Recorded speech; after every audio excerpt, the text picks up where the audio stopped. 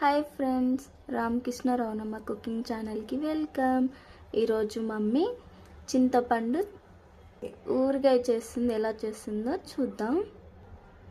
దానికి కావాల్సిన పదార్థాలు చెప్తుంది మమ్మీ. హాయ్ ఫ్రెండ్స్, చింతపండు ఊరగాయ పెడదాం. ఈరోజు చింతపండు తీసుకున్నాను. దానికి కావాల్సిన పదార్థాలు: మిరపకాయలు, తెల్లగడ్డ, ధనియాలు, మెంతులు, ఆవాలు. పెనం పెట్టుకొని ఆవాలు మెంతులు వేయించుకోవాలి ఫ్రెండ్స్. బాగా రోస్ట్ చేసుకోవాలండి. మెంతులు ఆవాలు వేయించుకోవాలి ఫ్రెండ్స్. బాగా రోస్ట్ చేసుకోవాలి. చింతపండులో కొంచెంగా నీళ్ళు వేసుకొని ఉడకబెట్టుకోవాలి ఫ్రెండ్స్. బాగా మెత్తగా ఉడకబెట్టుకోవాలి. చూడండి ఫ్రెండ్స్, రోస్ట్ అయినాయి. ఇంత మాత్రం రోస్ట్ చేసుకొని పక్కన పెట్టుకుందాం నీటిలో. ఇప్పుడు కొంచెం నూనె వేసుకొని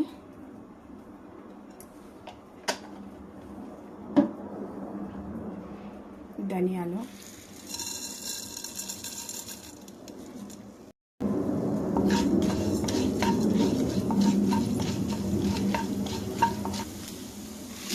వట్టిమిరపకాయలు వేసుకోవాలి.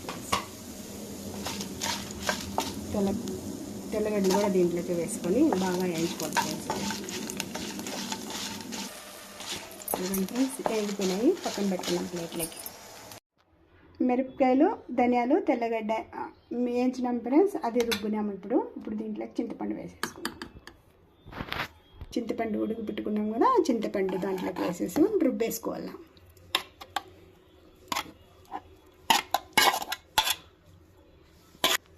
ఇలా రుబ్బేసుకోవాలి ఫ్రెండ్స్. ఇది ఇప్పుడు తిరువాత వేసుకుందాం.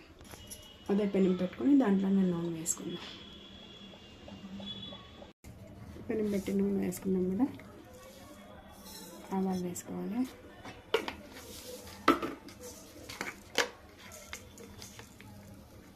జీరా కొంచెం వేసుకోవాలి.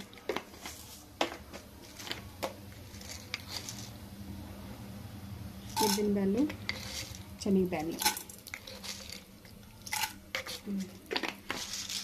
దాంట్లో కొంచెంగా కరివేపాకు కూడా వేసుకోవాలి ఫ్రెండ్స్. తిరుగువాత వేగిపోయింది ఫ్రెండ్స్. ఇప్పుడు రుబ్బు పెట్టుకుని చింతపండుది అదంతా వేసేసుకోండి.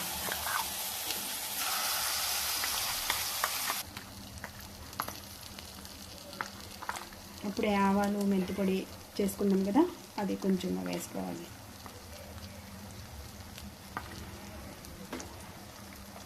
తగినంత సాల్ట్ వేసుకోవాలి ఫ్రెండ్స్.